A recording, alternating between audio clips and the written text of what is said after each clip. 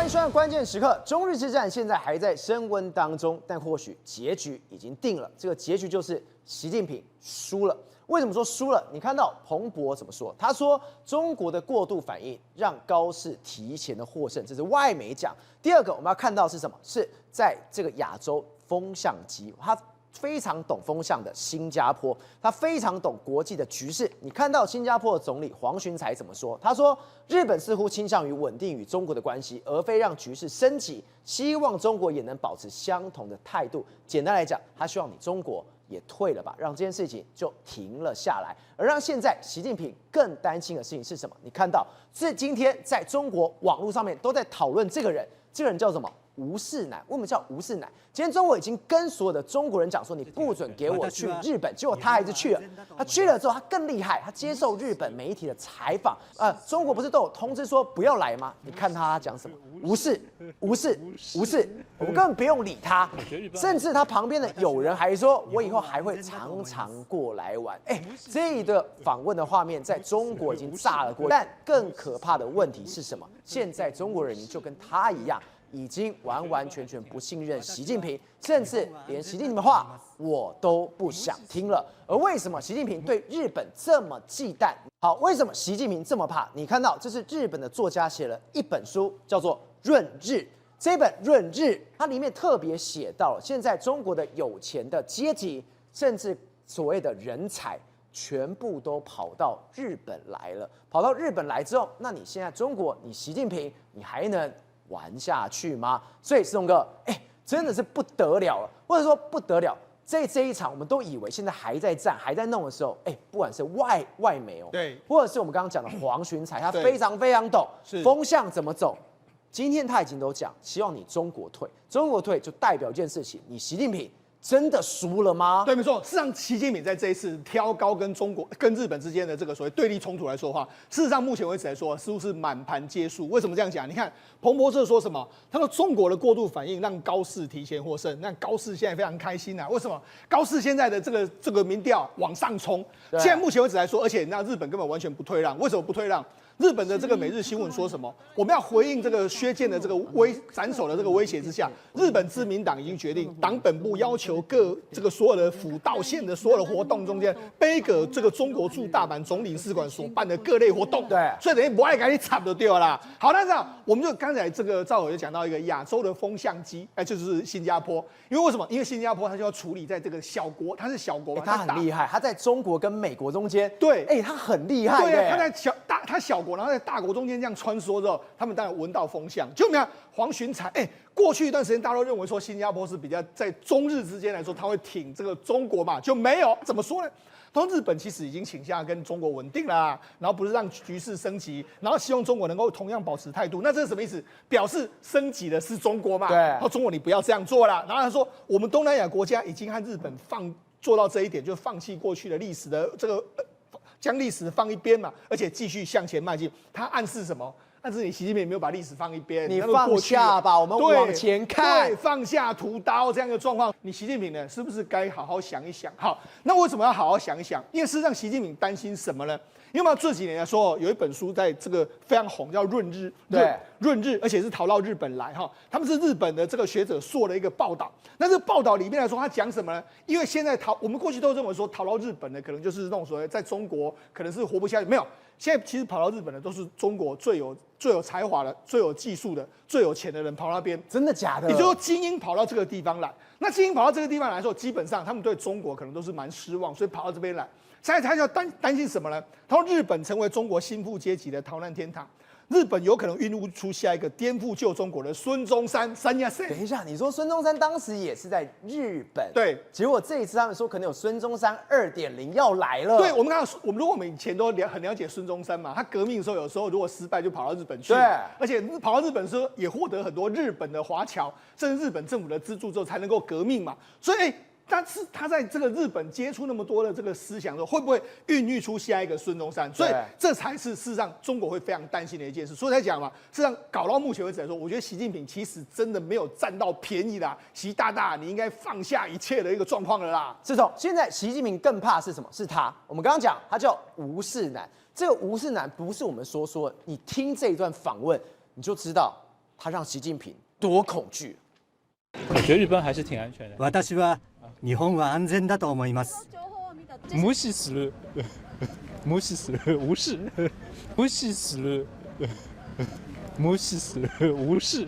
哎，松哥太夸张了，对，他厉害了，我就不理他嘞。对，好，我们来看这个影片来说，他讲什么？这个记者问他啊，你认为日本不是你们中国不是说日本不安全吗？他说，我认为日本还是很安全的。然后对中国的同时，他说无视的词，他是先是讲一个日文，然后还讲无视这样的状况。然后这个影片就这样了。然后后来他旁边的同行的女生就说啊，对了，我以后还是会来玩的，其实根本还是不想听中国人。两个根本是勇者吧？对，没错。那你知道他们两个这样，我就讲，如果照理说，如果你这样影片在中国网络上来说，大家可能就不会让你看，就没想到他们在网络上爆红。为什么？大家都说你真的就讲出大家的心里，大家都想要无视，为什么大家还是想去玩呢？对不对？大家都这样，你看。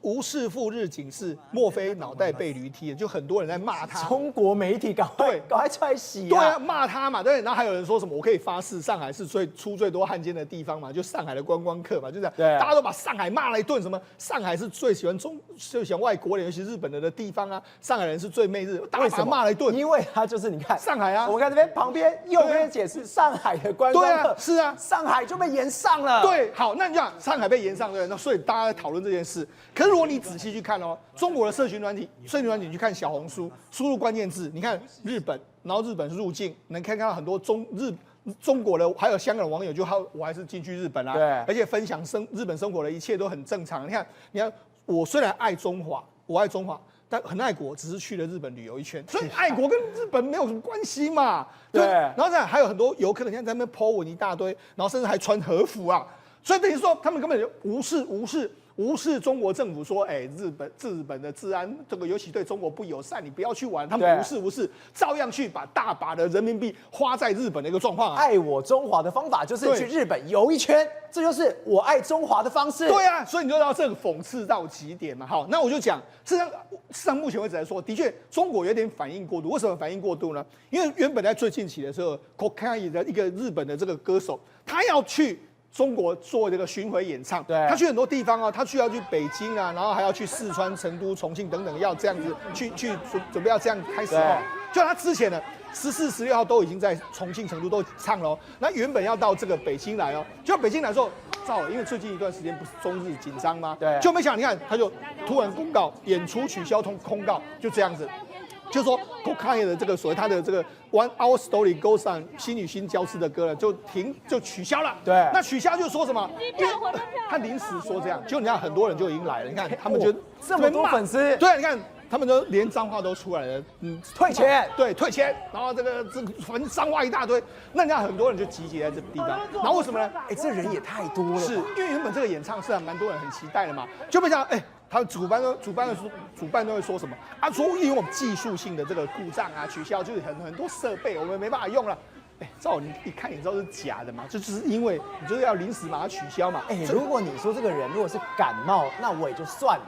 技术故障，这是什么烂理由啊？是啊，所以就是主办单位可能怕办下去之后会被上面关切，对，所以就说我们不办啊，要取消这个状况，好，所以就取消了。取消之后，就你知道造成什么状况？很多人都开始批评，因为大家都已经来了嘛。你看，大家都来了，他们 po 的照片都是什么呢？po 的照片都是说我已经到了，我到了之后就没想到要开演前才临时取消，就有人批评这个剧院你单方面取消是挥刀自宫，因为这个歌手根本没有什么问题啊。原本的这个还获得什么文化公安部的批准，就当天下午在正常彩排哦，歌手都在唱歌哦，然后突然之间就说没办法，太离谱了，下午还在彩排，所以我就跟你说嘛，一定是演唱方这个主办单位怕说会延上，所以就不敢这样，就反而取消之后被延上，大家骂翻天。好，那还有另外一件事，现在也开始在烧了。为什么？因为日本不是说，中国不是说，你日本的水产呢，我们现在禁止就不要来吃了，我们不要吃了，我们不要吃日本的水产了。好，那问题是还是要吃水产啊？那水产从哪里来呢？从印度来。所以这个时候大家反而慌了，大家完全傻眼。你看这是什么？对不对？网友担心印度的水产的这个状况了，对不对？然后当中国暂停进口日本水产的时候，印度水产商视为利好，那所以就开始要进到中国来啦。这太好笑！你看第一句，印度虾来了，惊叹号。来后面便宜30% 的印度水产，你敢敢吃吗？对，这凤凰网自己写的。对，那你说这都带头了？那你说这真的还是假的？我们看股市，你看有没有股市的话，这两家公司呢？这两家公司都是印度的这个养虾的，譬如说养虾的大出口的这个 Avanted Feeds 的这家公司涨了11%。然后创下2个月多来最大单日涨幅，还有另外一家 Coastal 的这个 Corporation 的时候，股价也涨了大概约莫是5%，所以他们准备都是要把大举的虾啦、渔产啊要卖到中国去，所以大家都开始担心了，就是说怎么会换到这个日本的水产不吃印度的虾跟印度的鱼，这不对吧？当时中国人是怎么嫌印度虾很烂？就现在我要买你的虾，没错，我们常常刷影片，对不对？对，你刷影片会刷到很多中国人嘲笑印度很脏乱，什么做什么饼啊，然后做什么，然后他们就常常会有一句话，就是说你可以自己不要吃，但是要请你朋友吃。对不对？你可以自己不要喝，要请你朋友喝，就常常都用这种嘲笑这样，就没想到他们现在要自己吃了，为什么？你看这还是他们自己的影片哦。你看 Costco 的虾居然标示生产自印度，然后官方就批说恒河虾的抗生素超标，养殖环境让人震撼。这是2024年的9月26号，去年他们还笑哦，你看他们还说，你看印度，你看养虾环境脏乱成这个样子啊！天哪！那你看他们你看这个这么糟，然后还用手去，那你看。养虾环境，你看这个捞起来的话，这能够吃吗？这水脏乱成这个样子，然后还用手在那边剥虾子，剥虾的时候我们一般剥虾你也在这个无菌的工厂上，他们没有这样，然后养虾环境就是这样，就没想到这是他养虾的环境是在这里，是啊，这根本是一个废弃的地方对啊，然后捕捉就是这样子，很脏乱，然后搞不好掉在地上，还把你捡起来，这样，他们想，那就是这样。好，那除了这个之外，还有说，这个虾该不会在恒河吧？恒河旁边，你看恒河是多么脏乱，对不对？恒河那么多垃圾在这边，你养虾也太恐怖了，这个状况嘛。然后好，那他们我就说嘛，还有一些所谓的，你看养虾是在这里，你不要跟我开玩笑吧？我们不知道这是不是在这边，但是印度很多地方都是这样子。你看这养鱼啊，有鱼在那个地方啊。有鱼，他根本就捞这个鱼起来给你吃啊！对，你看他们还路边，他在处理鱼的时候，不是都苍蝇满天飞？这个画面很多都是中国人自己拍的。对，他们自己笑过一轮之后呢，现在他们要承担这个，现在要买了，对，要他们了，直接进来。好，那除了这个之外，你看他们说什么？你看印度制作餐点的时候，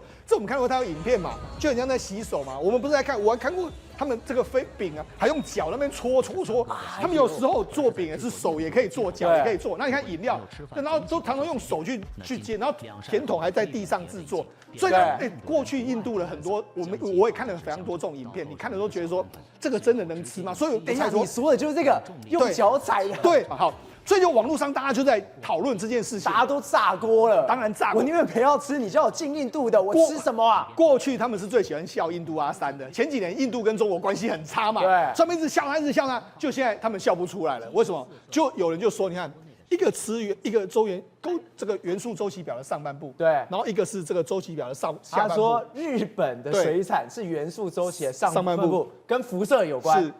印度是元素周期的下半部，都跟重金属有关。对，没错，所以你就知道说这怎么办了？你要么我就是吃这个所谓含辐射的，要么就是含重金属。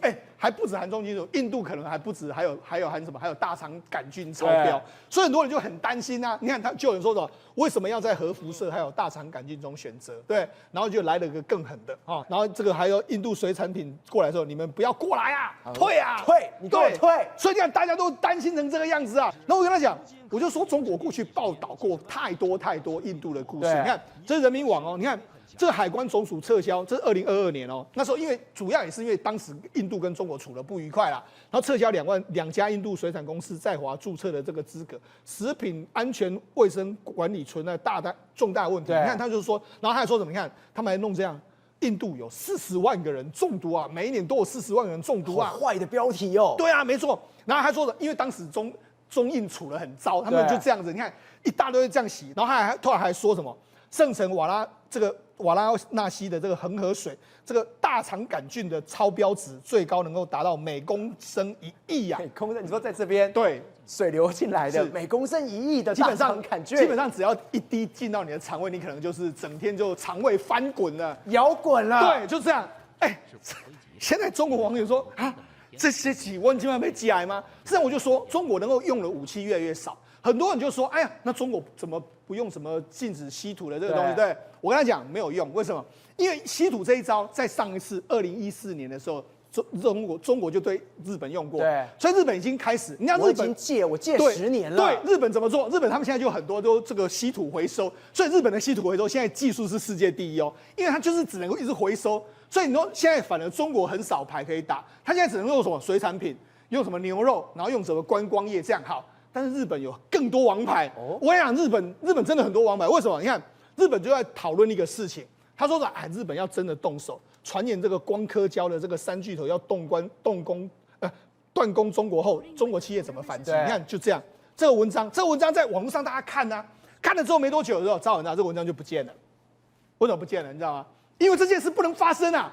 这个视频不见了，这个发生的时候，中国会完蛋啊，空了，对，都没了。对，为什么中国会完蛋？我跟他讲，实际上这一招有没有用过？有，之前是谁？安倍。对，安倍当时跟文在寅处得很不愉快的时候，他就把光刻胶不要卖给韩国。对，所以韩国三星从2017开始，你看台积电能够追上，其实很大原因就是因为光刻胶它被卡脖子，日本助攻，对，它被卡脖子没办法卖过去之后，让韩国的这个整个半导体受到非常重大的影响，它只能够买一些所谓2、3线的产品进来。好，那现在呢，日本也可能用这一招，为什么？你看，因为光刻胶很简单，就是我们在我们要这个所谓的做晶圆的时候，你要抹一个光刻胶上去，有那个胶你才能在上面画线哈，所以这个东西对这个晶圆代工晶片来说是必须要的产品。但是你看，从世界的格局来说，日本企业在这个领域拥有绝对的优势，它前5名的光刻胶垄断全球85%的份额，所以简单就是都是日本做的。对，你如果中国不要买，那你可能要跟韩国或者其他买，但它的品质没有日本好，那你怎么办？好，所以你看国内，这是他的文章，国内对光主机产业对外依赖度超过90%。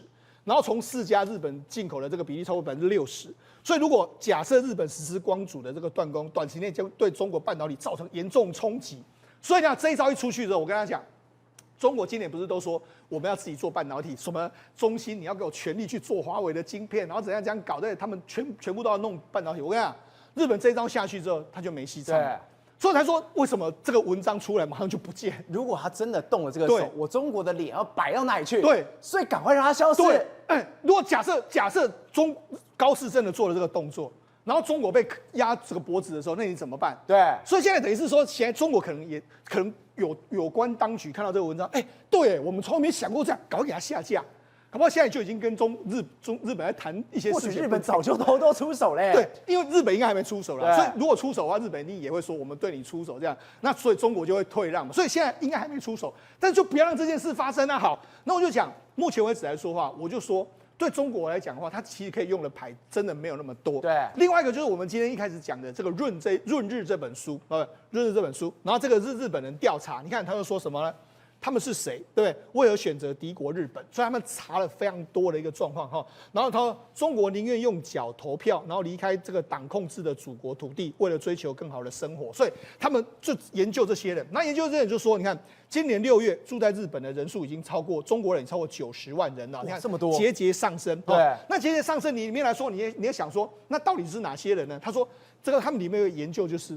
这个全世界，你只要资产有100万美金以上，大概折合日币是1.5亿日币的以上，它是往外跑的人数。你看，英国最多，一年大概16000人，中国第2 7800，那这些人就要往外跑，所以等于说中国往外跑的都是那种有钱人。对，好，有钱人之后，你知道，你看专门的技术的，在中国的，在这个所谓日本留学的人数，你看节节上升。对，然后日本的这个时候，你看高度外国人专门的分也增加那么多，对，增加那么多，增加2.2倍。但是这里面来说，大部分都是什么？都是中国人。所以今天是中国技术最好的都跑到日本，是中国很有钱的也跑到日本。对，那中国什么都没有了。是，所以我才说嘛，这个润日来说，就是等于是把最有钱的人，还有这个有技术的人都全部跑到日本去。对，跑到日本去的时候，我就讲。那这样是无形之中在壮大日本啊，在削弱中国啊，所以才说嘛，目前为止来说，中日之间的关系其实很微妙。我觉得这个之后要怎么发展呢，就看在习近平习大大的一念之间了啦。廷伟，我们刚刚特别介绍这一本书，这本书翻开来看才知道，他根本把习近平最深的恐惧全部都写出来，是有钱人的高科技人才，或者是有能力人都跑到日本，而且最可怕的是什么？如果未来再有一个孙中山的2.0，他如果真的又再反攻回去，把共产政权给推翻，这真的会吗？我要讲这件事情之前呢，我要分享一下，我在大概2014年、15年左右了，我在日本智库了邀我去报告中国未来50年的这个过程当中呢，他们告诉我说是希望能够分析习近平上台之后，接下来未来的中国会不会变得更强大，让他们日本非常恐惧对。但是后来我发现了一件事情，我告诉他们说，不对。因为什么呢？因为会有很多大量的人才可能跑到你日本这边来啊。结果后来他们就不太相信。但是最近来讲的话，很多的学者，包含很多记者，包含我们昨天提到的中泽克二，他都有提到这一点啊。为什么呢？因为很多目前来讲高科技的人才，还有知识的知识分子，都跑到日本这边来甚至要移民啊。因为日本它最近来讲也放宽了它的移民政策嘛，所以就有很多大量的中国的这个具有这个所谓的这个我们讲过白领阶级也好，或者是说他的一个高知识分子就跑到日本来，所以呢，什么情况呢？因为中泽克二曾经针对这件事情来讲的话，有做过一些分析。对，他分析什么东西呢？他说可以，如果以清朝末年来讲的话，总共有中国人跑到日本来讲，可以分成3波。第一波来讲的话，就是孙中山那个时代。对，什么时代呢？就是说那时候为了要推翻满清嘛，所以有很多有志之士呢，就跑到日本这边来。日本在背后也是协助这些革命分子呢，能够推翻这个满清政府。所以你看到当时很有名的哪些人，比如说康有为、梁启超、孙中山，甚至蒋介石，还有什么连中国共产党他们所尊崇的鲁迅，都是在日本生活的。所以你看到还有谁？后面还有周恩来嘞。对，还有周恩来，所以他们都在日本学到了这个所谓的西方的一些精神、民主精神之外呢，另外又有东洋的这样的一个精神，然后回到中国，所以这是第一波。那第二波是什么时候呢？就是邓小平改革开放了之后呢，后来因为建立了中日之间1972年的建交之后，就有一大批的这样的一个移民呢跑到日本去。不过呢，这些移民基本上他们是属于什么？属于旧移民。你看到在右边的这个表格当中，他有分析到这些主要的目的是为了要在日本生存，所以为了在日本生存，所以这个大部分留学生啊，或者是实习生啊，或者是说相关的一些比较基础的这个，比如说蓝领阶级的，跑到这里来讲的话，都是什么？都是为了那边求生存而已，而且他们立场可能会比较亲中共那因为那时候刚改革开放而已。但是现在不一样，在习近平执政的时候，这第3波跑到日本来的呢，大部分来讲的话，你看到有什么？有这个学者，有这个所谓的文化人、知识人等等之类的，他们基本上不是要去日本生存的，是去日本生活的。对，这差别在哪里？你是精神层面的部分呢？因为大家在中国赚了钱之后，发现不对，我在中国什么话都不能讲，所以呢，我会跑到日本去，就近跑到日本。你看，最近不是当时被处理的马云吗？马云不是也传说在日本箱根也自残了吗？对，那所以就代表说这些有钱人他会跟着跑到日本去干嘛？把他的资产挪过去之外，另外能够在日本寻求他能够生活的方式。所以现在很多到日本去定居的，或者是移民到日本的中国人呢，都开始比如说组一些社团，他们在做一些研究。什么研究？你看到像有一位叫做所谓的赵国军啊，这一位他就在日本开了书店，然后他专门在卖历史方面的一些书籍对，而他本身来讲。有时候会办一些讲座，这个讲座呢，也很多人都会来这个聆听那现在中国移民到日本的将近有突破90万人了。那当时他们为什么讨论呢？讨论什么东西呢？讨论1950年代为什么中国会发生饥荒？这个可以谈吗？在中国不能谈在中国谈了会被杀头的。在中国不能谈嘛，当然跑到日本来谈嘛。然后还有包含当时毛泽东文化大革命这个为什么会到最后死那么多人？其实，在那时候。中国都不能谈，但是他们都跑到日本来谈这件事情。对，那这时候就会产生一个问题如果这些是有识之士的，是有能量的，是有资本的，然后又有头脑的。这些人会不会造就接下来以后再回到中国，成为孙中山第2呢？对，再把这个所谓的现代的政权把它推翻掉了。所以这个就是其实习近平最害怕的。所以你知道现在在日本，因为高市早苗这个言论之后呢，这几天在日本中国大使馆前面在抗议的，不见得是日本人大部分人可能都是中国人那中国人在抗议的时候，甚至还踩中共的国旗，还踩这个习近平的画像。所以现在呢，其实包含日本前驻中国的大使这垂秀夫呢，其实垂秀夫在台湾曾经也驻点过。那他曾经也在我们的总统府开设过摄影展，他是个人非常喜欢拍照。然后到中国大陆，他也曾经办过摄影展。但是这一号人物他是这个《环球时报》当时他们所认证的中国共产党所最害怕的男人，为什么最害怕的男人？因为就是他。对，垂秀夫是日本的重要的外交官，但是事实上很多中国人把他视为是情报人员，是间谍人员。为什么呢？因为他了解中国太深了。所以我们可以看到垂秀夫的分析来讲的话，可以这个精准的点到现在中国到底它弱的地方在哪里，它为什么会这样子？那在反看来讲的话，很多中国人跑到日本去，那这个在日本生活的中国人会不会成为未来孙中山第二号？那等着看吧。或者现在日本人真的，我们讲温良恭俭让，他再也不会让。我跟你玩到底，你敢羞辱我？你看到之前薛健有没有？中国驻大阪总理事，他说我要毫不犹豫斩掉高斯肮脏的脖子。没想到这件事情之后，现在日本完完全全，你看日本自民党外交部会长直接说什么？我们拒绝出席由中国驻大阪总领事馆所主持的任何公开活动。你敢讲，我敢反制你，我敢跟你战到底的。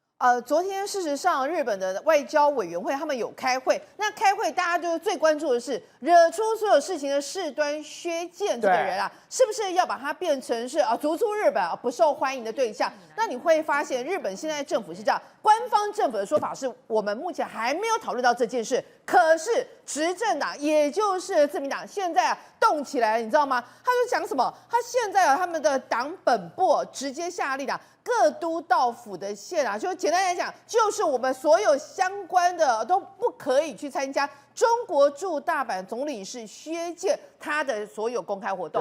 然后意思就是才谋高最谋牢，是我们现在这个党就全力挺我们的高市早苗。那其实这件事情也代表着日本在针对薛健这件事情是不会退。全力挺他，那你想到说，那全力挺他会不会高市早苗呢？会不会说等到他的一个民意的支持度比较往下的情况之下，会不会日本就松动呢？不会，为什么不会？我们光从一个人看得出来，小泉进次郎大家之前不是觉得小泉进次郎都讲一些冷笑话，说好像傻傻。小泉进次郎当时被日本人嫌的，对，他不知道在说什么，就好像傻白甜，有没有？哎呦，没有，他现在已经完全硬起来了，而且变了完全变了，那个打脸他们的异议的内部的异议分子的声音打脸的非常好。比如说像日本的共产党的参议员山天拓，他就说你们到现在都没有讲清楚哪里放了多少弹药，会部署到哪些分弹，我们日本政府都没有做到公开透明的说明。哇，小泉整个硬起来，他说哪里有多少弹药？备署多少飞弹这种东西，不是关系到我们自卫队实际的运作吗？这些细节公开好吗？日本的国家安全利益会有任何的好处吗？这是防御上的基本常识吧？呛回去呛他没有尝试，对，没有尝试。然后结果后来山天拓还继续说，那你的意思就是不公开透明咯？小泉反而就反将一军，直接跟他讲说，那我就问你，中国有公开吗？他们的武器部署在哪里？根本就没有嘛。那如果在这种情况之下的话，我们为什么要公开？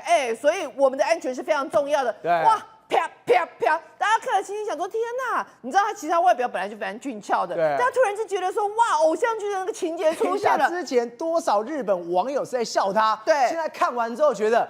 好帅哦，变粉丝了，完全变粉丝，圈粉。我之前也笑他，说什么如果要看夜景的话，我建议是晚上看，我选高不然呢？所以你就知道现在为什么小泉进次郎一下子会让人家觉得，大家本来之前觉得说好像有点普龙狗，你看摆对位置了，适才适所，他就是适合用这个非常帅的样子去讲出很凶狠的话。所以现在大家都会认为哇，你看不是只有我被圈粉，一大堆人网友他说什么小泉进次郎的觉醒，他用觉醒，对，你看到这字眼，觉醒令人鼓舞，对不对？而且甚至有人说，你看。对不对？一个好的领导人就能激发下属的思考，出现完全不同的转变。再来，还有人说，如果几个月前有人告诉我小泉进次郎会这样子的话，我根本不敢相信。然后还有人就说，我怎么只是觉得他突然之间变了我觉得呢，比起担任首相或者是农林水产大臣，他更适合担任防卫大臣啊，真的是适才适所啊。那甚至连他的副手哦，也就是这个宫崎正久啊，也就是密集的在跟小泉开会，甚至呢也是直接表态啊，台湾应该加入 CPTPP 啊。那还有慧珍，我们可以看到一件事情，小泉为什么会改变这么多？从他变鹰派之后，整个帅起来，而且你刚刚特别提到宫崎正久，表示他的幕僚也帮了他非常大的忙，是还有一个最重要一个人造后者。这人是谁？麻生太郎。麻生太郎，他现在是自民党的最高顾问嘛。那前一阵子就韩国瑜去率领我们的立法委员到那个日本去拜会的时候，也有拜会他。他马上就问一下我们的一些花莲的一个风灾的状况哦。那你知道吗？麻生太郎他最厉害一件事情是，他在2023年的8月7号到8月9号，事实上是应我们这个邀请啊来到台湾，然后在凯达格兰大论坛里面发表了一个台海和平、台湾有事、日本有事相关的演讲。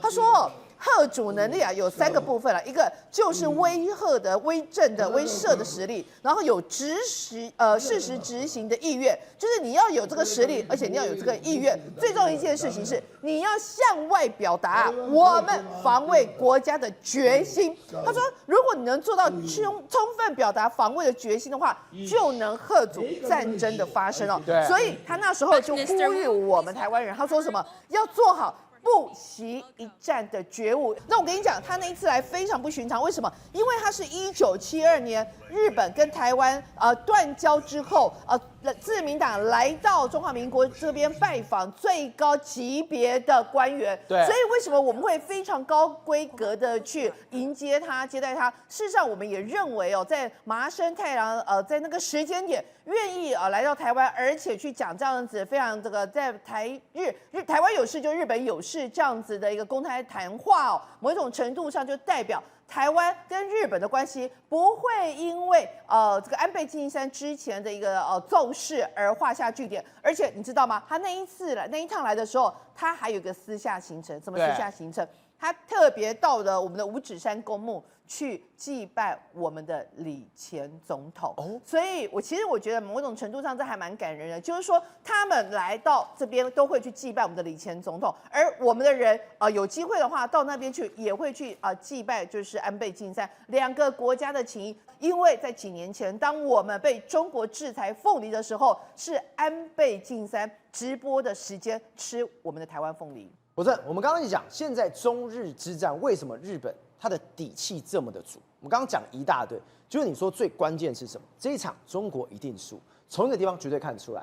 我也没有想过可以有这个方式可以看得出来。你说从诺贝尔奖就可以看得出来，为什么中国没办法打赢了？因为诺贝尔奖就是基础的国力，如果一打仗，恐怕又要重演甲午战争了。因为如果你把亚洲国家的诺贝尔奖得主拿出来比的话，拿掉以色列跟日本，中国14亿人，连诺贝尔奖的得主都比不上非洲。中国其实在国力或科学水准上，它就是一个黑暗大陆。所以我们把各州得的诺贝尔奖来看嘛，亚洲日本拿了33个，以色列拿了14个，印度拿了10个。但是我仔细去追究，很多都是英属印度的时候拿的，包括我们的伟大的诗人泰戈尔，还有特蕾莎修女这些。当然，印度人数学、化学很好，所以有拿了经济学奖结果，如果你把这些拿掉之后，你会发现非洲拿的比中国还要多啊！你一定会想问我，中国拿了多少诺贝尔奖？日本拿了33个，我告诉你，中国只拿了2个诺贝尔奖啊！还真的，诺贝尔奖中国得的是屠呦呦，她是《诗经》的名字，然后她拿了是真的还是厉害的，是医学相关的。2015年拿到了，那莫言当然我们知道的文学大作家嘛，文学奖。再来刘晓波也得奖嘛，但我对不起要告诉你，前2个当然算中国，人家还是异议分子拿诺贝尔奖，所以严格讲这个要把它扣掉。那华人得很多，所以台湾还是3比2，还比他还多，你知道吗？如果亚洲加上台湾还是光亮的大陆，如果亚洲扣掉中国，其实就是扣掉日本，就是黑暗的。台湾比他多，你知道吗？杨振宁那时候是中华民国国籍，李政道中华民国国籍，李远哲中华民国国籍，所以大多数都是中华民国籍。华人拿了蛮多的，对不起，都不是中国籍，很多都是台湾国籍。当然，台湾国产的就1个了哈，我们自己要承认啊，很多不是在台湾，所以也中国严格讲才拿2个。那你知道日本有多强吗？我刚才讲不是33个吗？对，日本强的是厉害的是。它很多在近代科学里面是非常强的，它不像中国只拿那个叫做医学奖相关的还有哦。文学奖，文学奖，对我们有时候不能瞧不起文学奖，对但是比起国力，真的要打起仗来，国家的实力来讲，日本这几年拿的是什么？有机金属，这个很厉害哦，这个可以除氢，也可以除碳，可以应用在多孔的金属架构，人家拿的是化学奖。对啊，再来 T 细胞，就是最近有名的 T 细胞治疗癌症的方法，所以医学它很强你。说这个坂口智文跟北川静都是今年呢，你看那今年人家拿了2个，中国到现在才拿2个，黑暗大陆、黑暗中国，人家还拿物理学奖，4年前化学奖，锂电池人家还拿到，癌细胞的免疫疗法是人家拿到的，量子动力，你仔细去看的话，半导体相关的实验化学，日本其实在整体国力上非常的强悍，甚至日本还定一个计划，你要强到什么地步吗？日本那时候2001年的时候说，我50年内拿30个诺贝尔奖，然后中国这边嘲笑他，拿奖不是标准啊。可是你知道他厉害到什么地步吗？50年他很客气哦，结果他到现在为止拿21个了，哇已经真的执行，快要超标。哇塞所以你看什么？截至2025年，日本已经获得了20位了，已经达到2/3，所以是不是日本还要再超额提高这个目标？50年50个诺贝尔奖是对中国的25倍啊！国力一比差多少？所以中国很酸，你知道吗？中国就开官媒，北京官那拿出来，今年的事情哦，真的你看哦，他说拿没拿洋奖项不是定义中国发展水平的指标，为什么？我没拿到，我酸葡萄，对，你们都烂。我刚才不是讲啊，日本今年又拿了2个嘛，对而且就是物理跟化学有关的。结果你看到今年诺贝尔奖一颁奖，中国科学家再度挂零，又是跟比非洲还差的国家，科学实力比非洲还差。你又拿，他们就在北京啊，官方要开始开会啦，不要拿这个来侮辱我啊！诺贝尔奖也没有意义啊，没有关系啊，这个评选有点问题啊。简单讲，你就是拿不到奖，酸葡萄奖，酸葡萄再讲。吃不到葡萄说葡萄酸嘛，可是真的一比的话，你才知道你国力远远比不上别人。宏观取材，厘清真相，犀利精准，深入剖析，时刻掌握关键，新闻时事不漏接。老时段，新气象，我是钟浩和，关键时刻2.0全新出击。